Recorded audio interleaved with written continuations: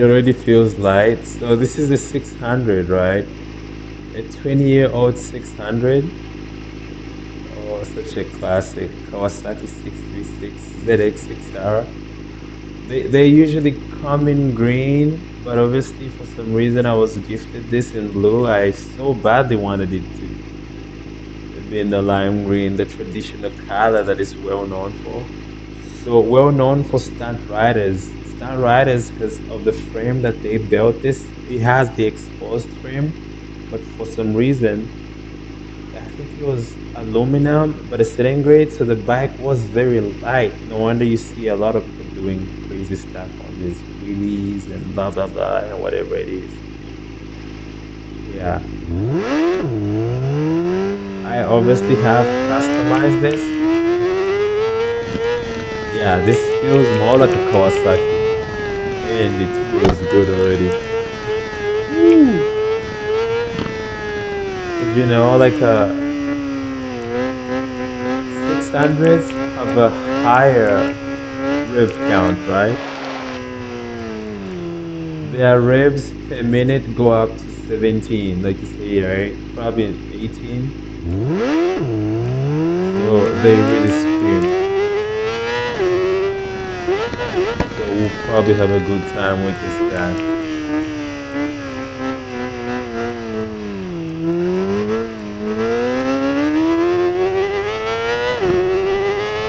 Oh, I like the sound already. I put an arrow exhaust on it. Just so I was just trying to modernize it, customize the looks and everything. But I like that already.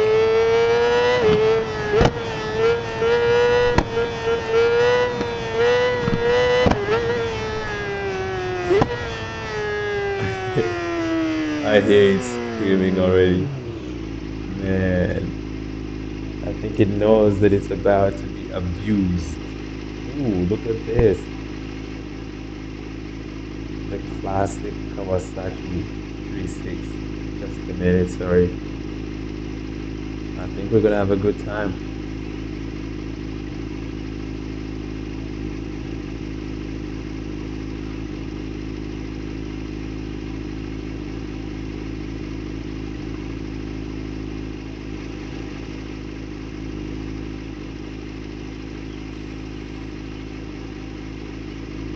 Hi.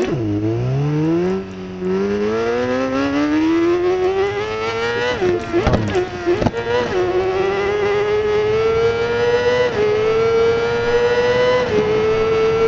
Oh, this feels like a Kawasaki for sure. This still has the Kawasaki DNA in it.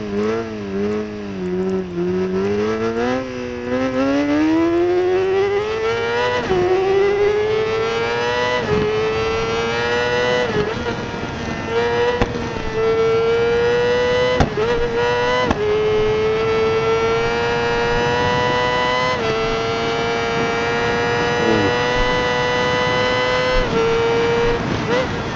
I'm gonna pause here. It's really aggressive and ready to go.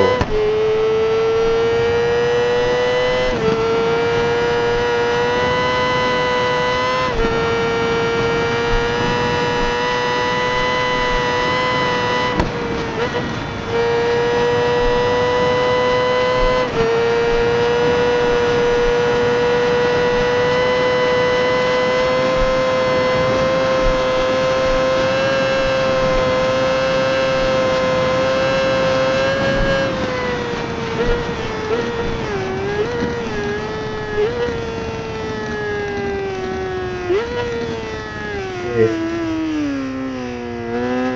still on the bridge.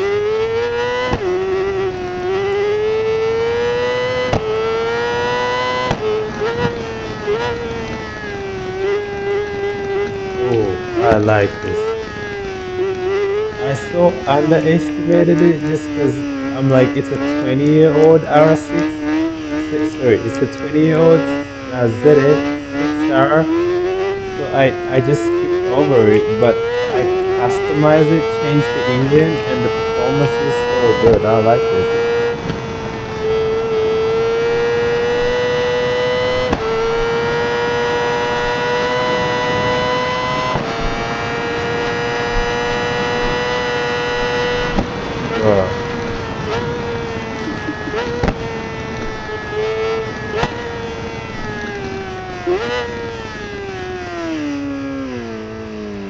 Oh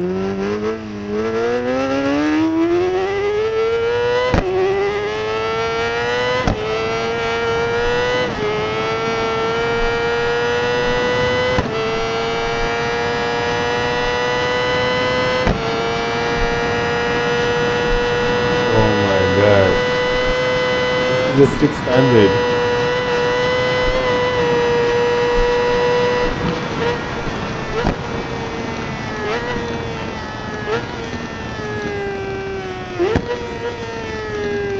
Oh my God.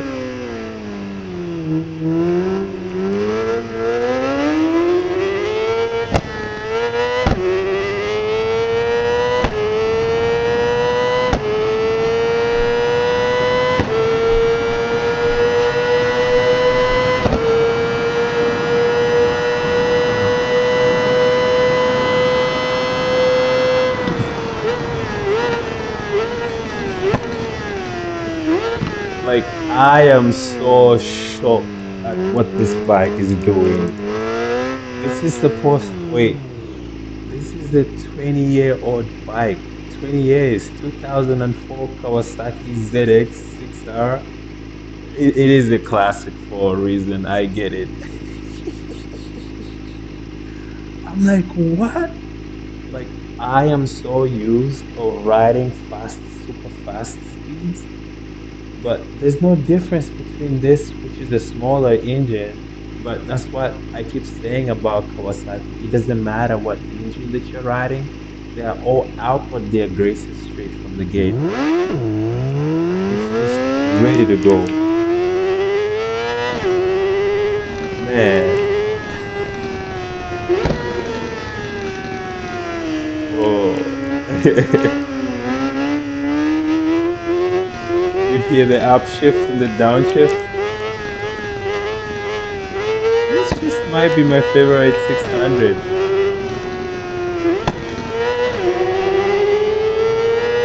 Listen to the sound.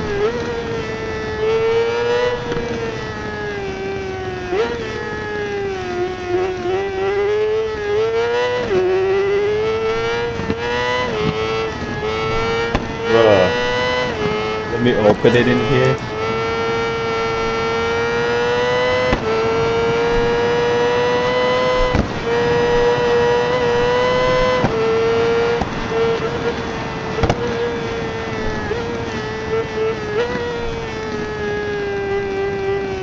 Bro, this shouldn't be doing this.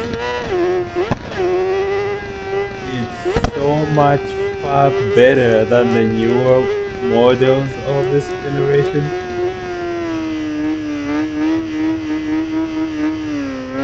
And this didn't have ABS at that time, right? The technology wasn't really introduced at that time.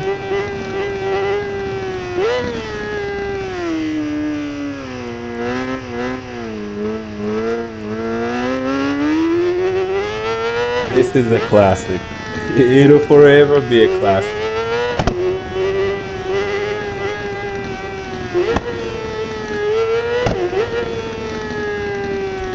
And you know what? They don't even stay that long either on the market.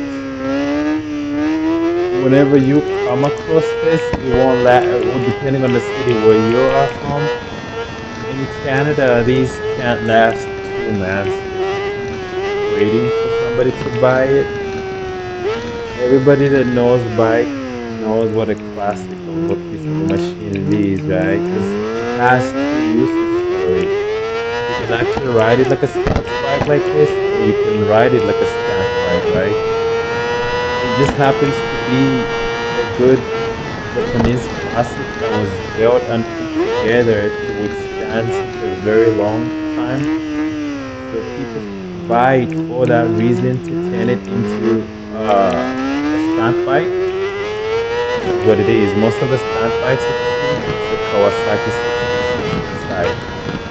They just take the fairings off to the side, right? And put the frame of it and do stunts on it. Do that.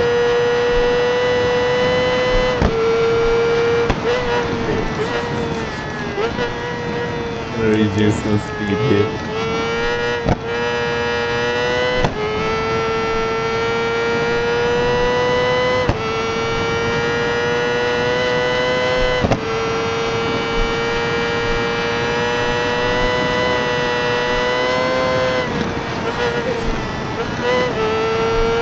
Let's make the Kawasaki scream.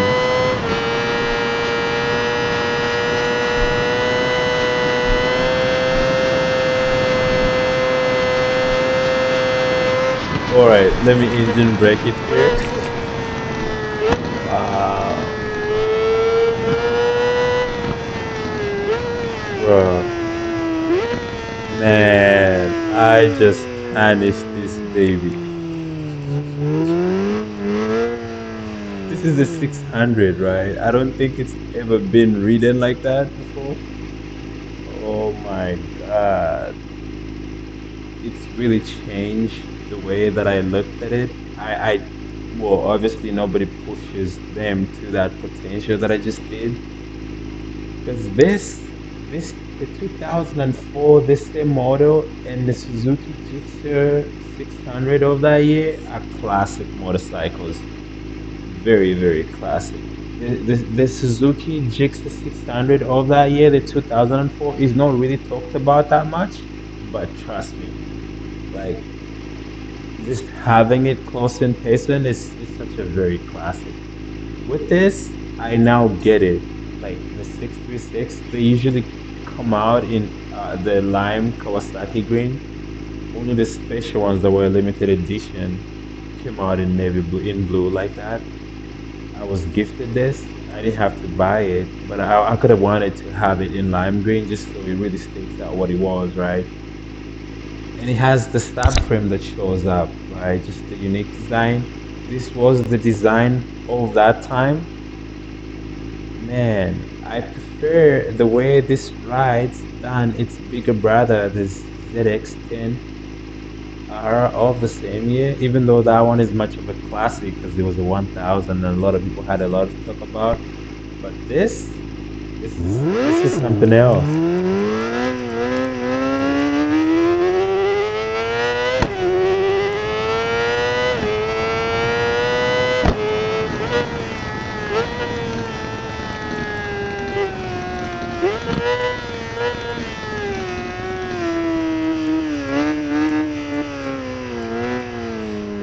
Okay. Oops. This is another place you really want to take care because of the pavements.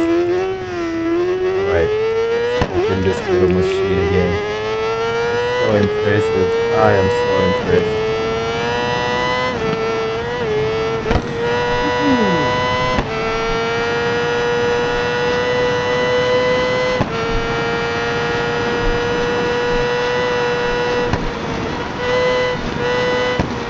Let's push that brake in here.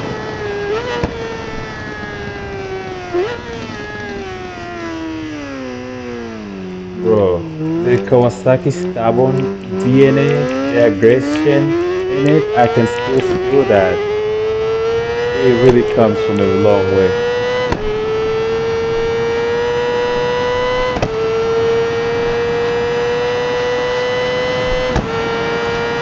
Listen to the upshift.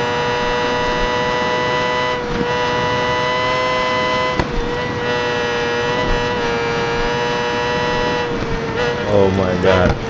Okay, let me pause it here just to go around the truck, around the speed barrier, sorry. I have to give out to the left here, negotiate that turn.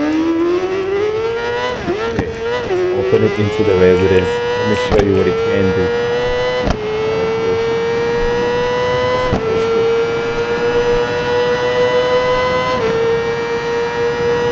Listen to the upshift. Okay, I'm gonna pause here. Listen to the downshift. All right, position myself. This is such a classic. I love this. Okay, all right. Let's keep pushing it. So the residence is you have to really pay a lot of attention here because the praises of the pavements for the curbs, if you like. You really have to make sure the back wheel doesn't get closer to the pavement or touch it. It's just they don't get along. The back wheel and the pavement, and they're so high in Europe, so it's harder to negotiate a bike over it and trying to put it properly to stabilize. That's just it's a nightmare to do that, right? So that's the one critical part about this side of this track, the residential side of it. In the farm side there where we just came from, that's not a problem, but only in the residential side too. Listen to that. I gotta start braking here to accommodate it. This is a 600, so it's not even a 1000 later. Nah, it's a 600 class, but Kawasaki, right? Kawasaki is stubborn, I tell you. Like nobody tells them shit. Not even MotoGP controls Kawasaki. They live in their own world. They put out bikes that governments are so against, but they can't listen to the governments. They just put it out to the public, right? Move as many units as possible. It's just yeah. Two up to now, there's the Kawasaki Ninja H2R hasn't had a competitor, and it's like 6 years later. They haven't come up with another bike manufacturer that can outrun it, and Kawasaki holds that title up to now. Like, yeah, they make the most aggressive bikes, like really fast bikes. They're just so harder to control. Like, to really master a Kawasaki to the fullest takes a little bit longer just because the aggression to really control the aggression, it doesn't matter what Kawasaki engine that you're riding, but probably even harder for the more bigger and larger engines to really handle and master that is just, yeah.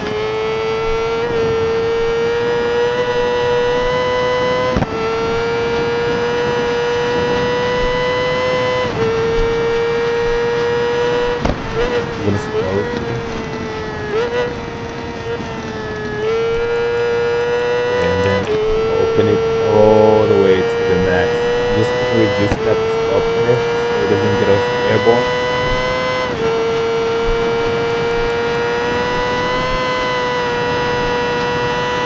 Okay, I'm gonna pause here real quick and then I'm gonna open it up again into the residence and then we'll engine brake into the bridge.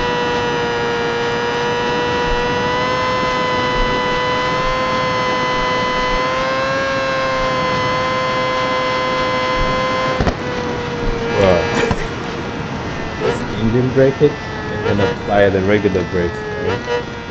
So in this situation that I've been flying at that much of a speed, I prefer the engine brake first. The bike slows, it freezes as much as possible.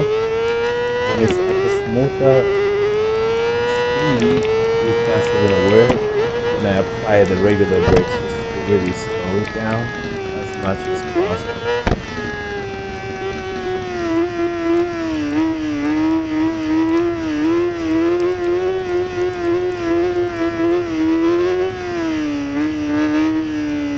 All right, let's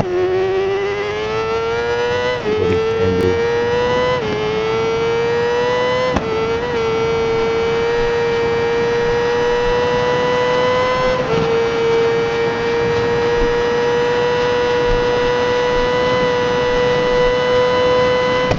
I'm gonna slow it down here.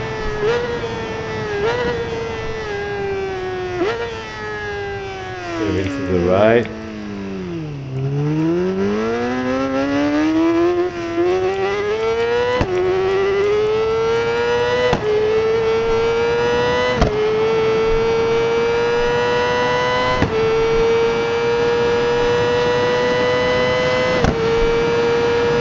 Four.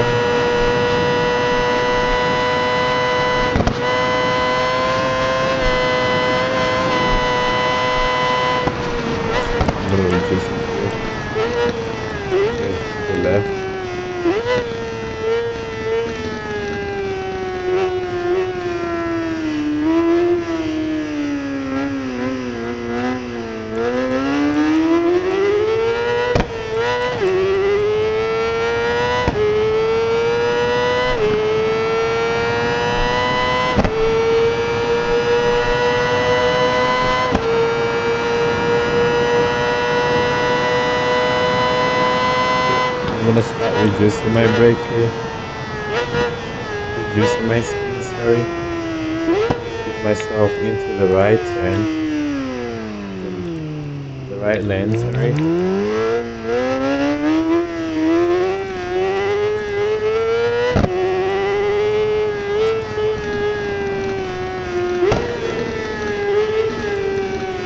This is a very good bike.